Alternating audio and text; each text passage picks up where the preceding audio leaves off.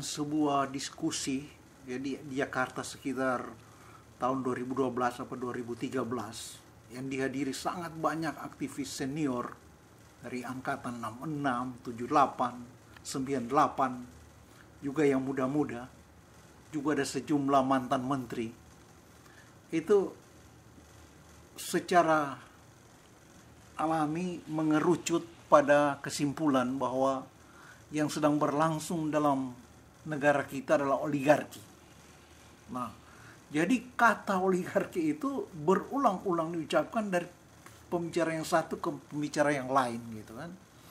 Saat di sesi tanya jawab, tanggapan dari mana-mana, seorang muda, mungkin dia seorang pemimpin demonstran di lapangan gitu, dia tampil teriak-teriak gitu.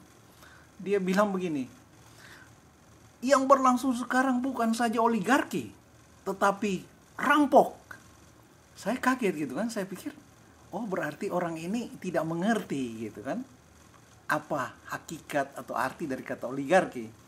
Jadi pada kesempatan saya diminta oleh moderator untuk menanggapi, saya jelaskan, saya bilang begini, kalau perampok itu ditangkap orang kampung, beramai-ramai digebukin, lalu digiring ke kantor polisi, dikurung di sel polsek. Tetapi kalau oligarki, itu kapolseknya sentuh aja sedikit, yang dicopot kapolda atau minimal kapolres dicopot. Oligarki itu sedemikian mencengkram seluruh jajaran pemerintahan di semua lini. Oligarki itu sedemikian berbahaya. Dia adalah sabotase terhadap demokrasi. Merapuhkan negara. Dia membusukkan bangsa. Kalau dia namanya koruptor, jangan ditanya, itu memang tujuan dari oligarki. Nah, oligarki itu adalah justru arah kodrati dari setiap partai politik.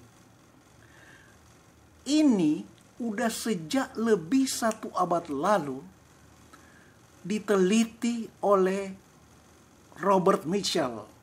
Nama asli Italianya itu Roberto Michael. Sudah sedemikian jernih Roberto Michael menjelaskan. Jelas dan pasti bahwa partai politik memiliki kecenderungan oligarki yang sangat-sangat kuat mencengkram seluas-luasnya keseluruhan sistem birokrasi penyelenggaraan negara. Tapi mengapa tetap saja oligarki dibiarkan tumbuh?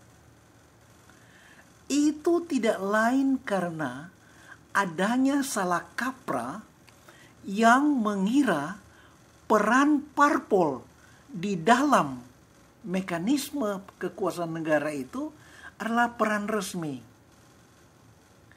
Jadi itu dianggap bagian dari hak politik, bahkan hak asasi warga dalam berpolitik. Padahal tidak. Warga memang memiliki hak asasi untuk mendirikan parpol, berpartai, tetapi partai itu sendiri tidak memiliki hak untuk menghancurkan negara, merapuhkan negara. Hak asasi itu melekat pada manusia secara individual, bukan secara sosial atau kelompok.